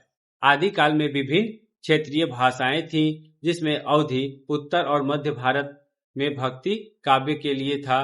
ब्रज भाषा कृष्ण भक्ति और श्रृंगार रस के लिए काफी महत्वपूर्ण, काफी प्रचलित भाषा थी। डिंगल वीर रस और राजस्थानी वीर गाथाओं में काफी प्रयोग किया जाने वाला भाषा था।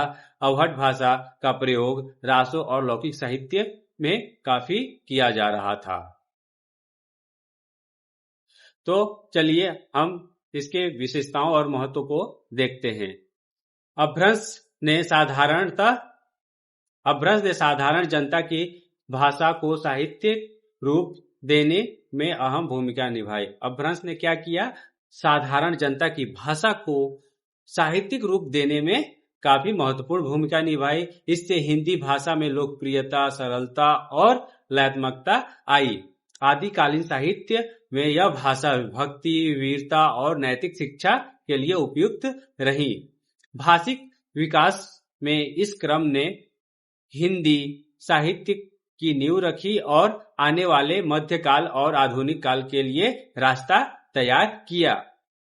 निष्कर्ष के रूप में हम देख सकते हैं संस्कृत से प्राकृत, प्राकृत से अपभ्रंश और अपभ्रंश से प्रारंभिक हिंदी तक विकास भाषाई और सामाजिक तथा सांस्कृतिक परिवर्तन का परिणाम देखने को मिलता है। यह क्रम हिंदी भाषा और साहित्य के लिए साहित्यिक सुलभता, भावात्मकता और लोकप्रियता का आधार बना, जिससे आदिकालीन हिंदी साहित्य को समृद्ध किया। आदिकालीन कथा साहित्य, लोक कथा और नीति कथा। आदिकालीन हिंदी साहित्य में कथा साहित्य का विकास मुख्यतः लोक कथा और नीति कथा के रूप में हुआ। यह साहित्य सामाजिक, नैतिक और मनोरंजक उद्देश्य से लिखा गया और आम जनता में अत्यंत लोकप्रिय रहा। कुछ साहित्य और रचनाएं। इनकी रचना लोक कथा प्रारंभिक संग्रह के रूप में हुआ। यह रचना मौखिक परंपरा की रचना है, जिसकी विशेषताएं गांव,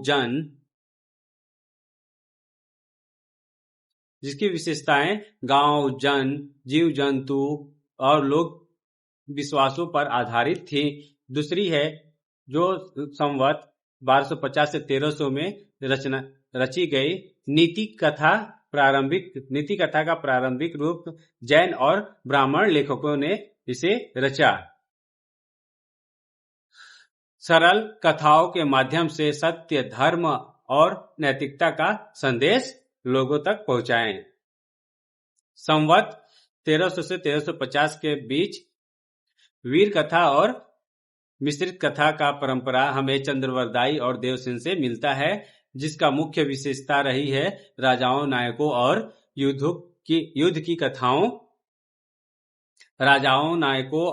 युद्ध की कथाएं, वीर रस और नैतिक शिक्षा का समावेश देखने को मिलता है।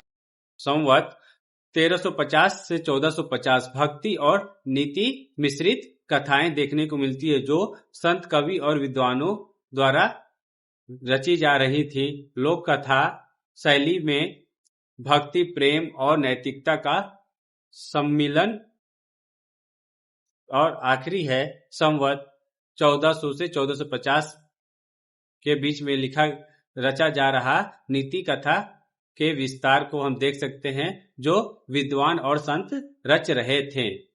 कहानी और कथा पद के माध्यम से सामाजिक और नैतिक आदर्श का प्रचार आम जनता के लिए सुगम और भाषा का लयात्मक शैली देखने को मिलता है।